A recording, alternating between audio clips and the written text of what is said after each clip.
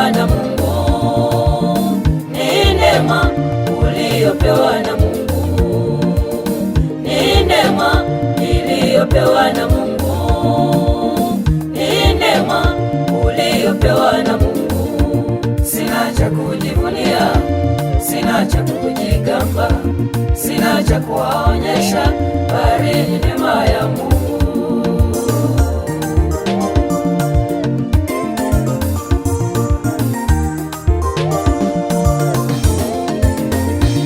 Kila nikifikiria, hesabu zangu hazitoshi kujua gharama yangu, jinsi Mungu anavyonipenda.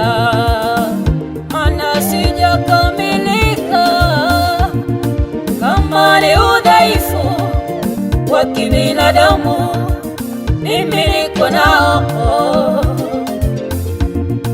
Kama ni kumkosea Mungu huwa namkosea, lakini nikiomba huwa ananijibu.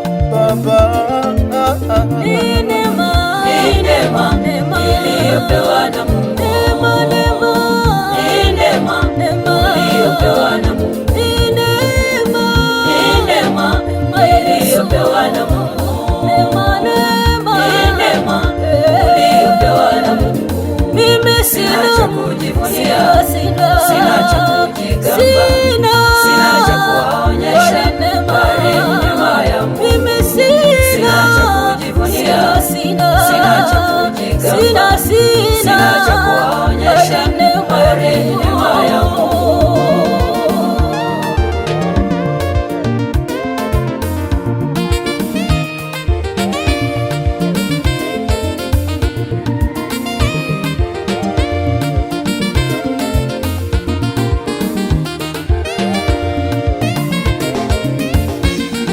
Ona nawapiga adui mbele zangu, walinikatia tamaa kuwa sitabadilika, wakasema nitakufa kabla ya wakati, lakini wananiona siku hadi siku niko hai na Mungu ananifanikisha.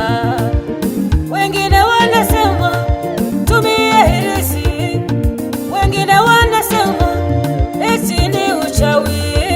Ngoja niwape jibu moja tu, ni neema ya Mungu inanibeba. Ni neema niliyopewa na Mungu, ni neema uliyopewa na Mungu, ni neema niliyopewa na Mungu, ni neema uliyopewa na Mungu. Sina cha kujivunia, sina cha kujigamba, sina cha kuwaonyesha, bali ni neema ya Mungu. Sikia ndugu yangu, ni kweli una maadui wengi, huwezi kuwashinda kama hauna neema ya Mungu. Elimu yako ndogo, uchumi wako mdogo, unahitaji kuinuka. Nguvu za kibinadamu au elimu ya kibinadamu haitoshi. Akili zetu zinapoishia, ndipo za Mungu zinaingia.